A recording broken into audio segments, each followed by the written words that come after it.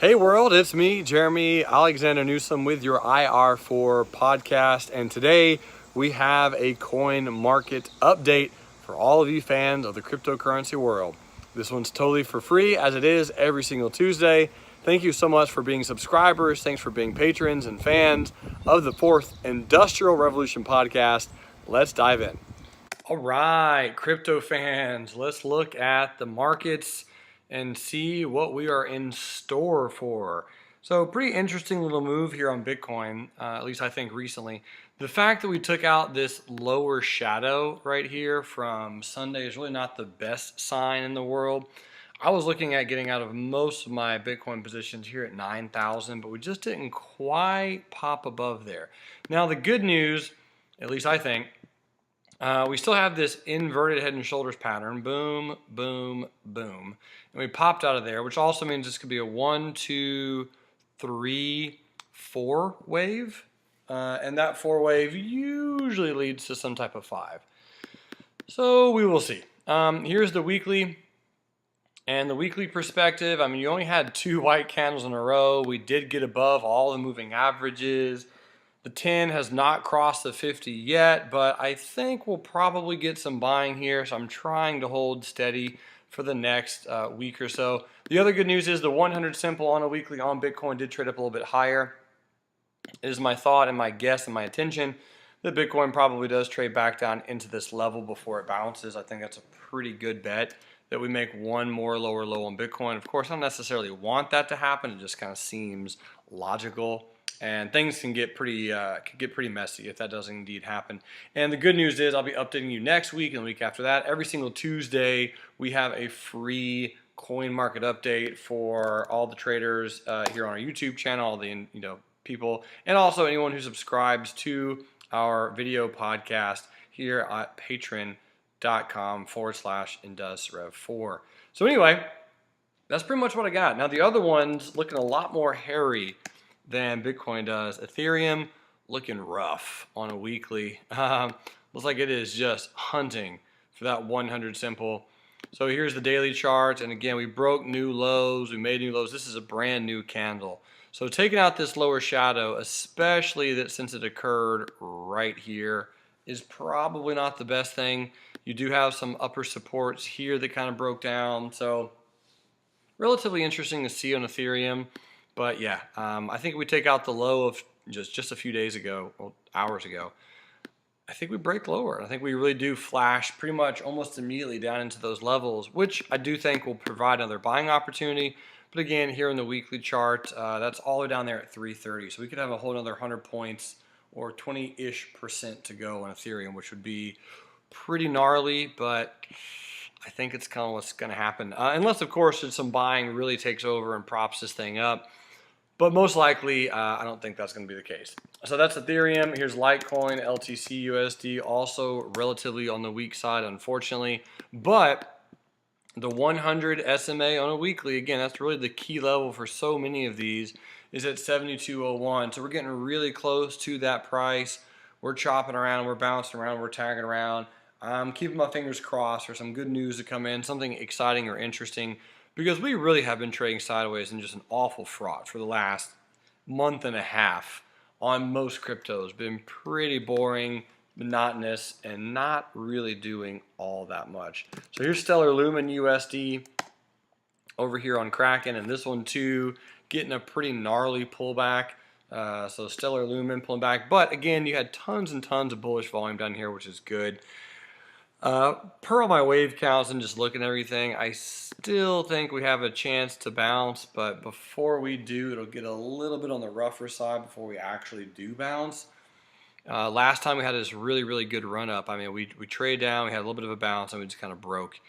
So it's going to be interesting to really watch and see if we get any hold up right here. Now again, the big news is you do have the opportunity to short some of these coins if you want to or if you're capable of it. But I mean, this short-term support right here, if we take that out, yeah, I think we're going to go.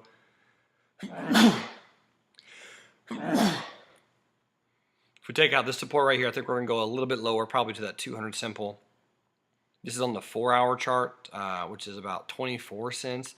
Now, realistically, if we go back to the weekly and turn on the weekly moving averages, I'd actually love for XLM and Stellar to really just freak everyone out, tank, trade back down to this 15 cent, and then bounce. I think that makes a lot of sense as well. Here is 0x protocol. So Z0X, I was typing on the wrong thing.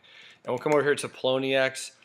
Here's the daily and just really zooming in. So this one also just kind of hanging out, trading sideways for the most part. Here's your long-term moving averages, and we're just kind of pressed in the middle of the 100 and 200. So as far as I can tell, most cryptos that we have, most of the things out there right now, are still waiting for likely some lower lows to come in.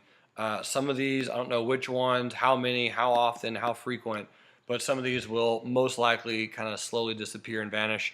I don't think it'll be Monero and Dash, but those are also, I mean, certainly possibilities. Because we have strong lower highs. I mean, just really getting beat up. Some really good support right here.